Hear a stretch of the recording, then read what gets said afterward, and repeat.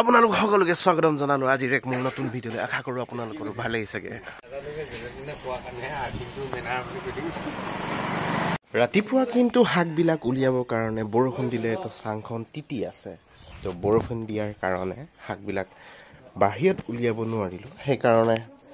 বৰ্তমান ভিতৰতে এনেকৈ পেলাই থোৱা হৈছে আৰু আজি সোণাৰী যাম বুলি ভাবিছিলোঁ কিন্তু যোৱা নহ'ল আৰু এঘৰত আজি খৰিফলা আছে আৰু এঘৰত আজি হেৰি সকামৰ কাৰণে ৰভা বনাইছে কিন্তু কথাবিলাক মই 12টা বাজি পাৰ হৈ গ'ল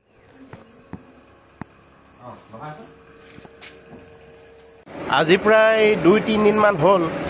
কাৰেণ্টটো বৰ ডিষ্টাৰ্ব দিছে বৰ্তমান কাৰেণ্ট অহা যোৱা কৰি আছিলে যে মই ধানবিলাক এনেকুৱা ঢালি তাৰমানে বহুতখিনি 10 টিং ওপৰ হ'ব চাগে ধান কিন্তু মোক 6টাহে টিং আছে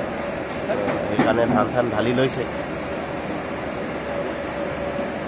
বাকী কাৰেণ্টটো এই আধা ঘণ্টা থাকে আধা ঘণ্টা যায় আধা ঘণ্টা থাকে আধা ঘণ্টা যায় ক'ৰবাত বোলে কিবা ট্ৰেঞ্চফৰ্মাৰ বহাইছে নে কি ভালদৰে খবৰটো পোৱা নাই কি কাৰণে কাৰেণ্টটো অহা যোৱা কৰিছে এতিয়া সি ধানটো কুটাই আছে মই আকৌ দোকানটো এৰি যাবলৈ সেইকাৰণে দিগদাৰ হৈছে যদি মই যাওঁগৈ ইফালে আকৌ গেট চেট লগাই যাব লাগিব অকণমান দেৰি ৰখি লওঁ তাৰপিছত ক'ত যাবলগীয়া আছে গৈ আহিম আৰু এপাক কিন্তু সোণাৰী যাম বুলি ভাবিছিলোঁ সেই ৰাতিপুৱা দিলে বৰষুণ তাতে